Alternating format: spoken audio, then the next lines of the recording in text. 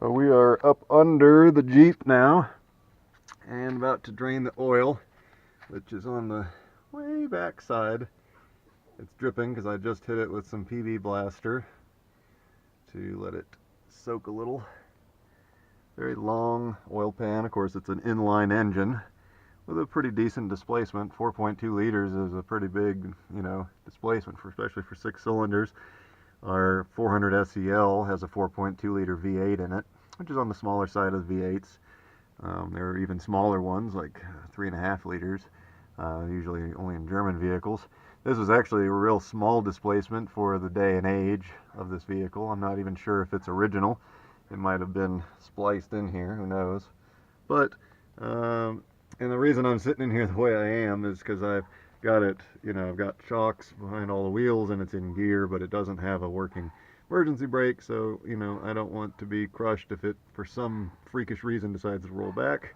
So I'm going to be up in front of it and laying back, but it looks like a pretty easy oil change here. Once I pop this off and drain it, then I'll grab the filter from up top, and pretty straightforward.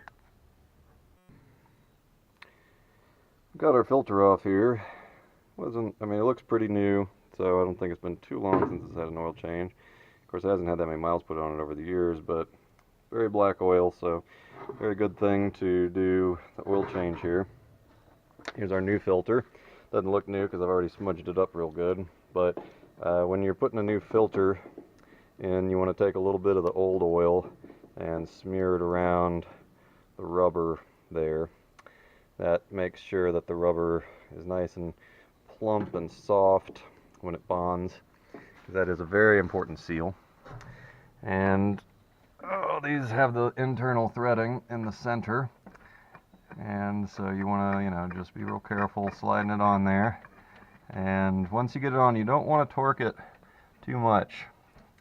Just you really don't even need to go past just finger strength. I usually grab a towel to get a little better grip on it, but you really don't want to over torque these because it can actually squash the seal too much and cause it to squish out and then leak, which you don't want. So, just a good hand tightness, and that's all we should need on that. Again, you don't want to over torque it. You just need a nice, solid, connection there. I get it to basic finger strength and then usually turn it about another quarter to half turn. Okay, so pretty straightforward with our oil change. It drained real good. It's a very easy plug on the back, real easy to drain there.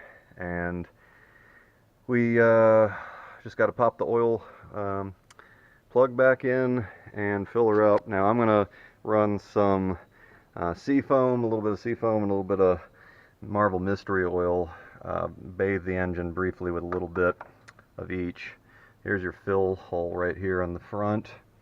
Got that little cap there.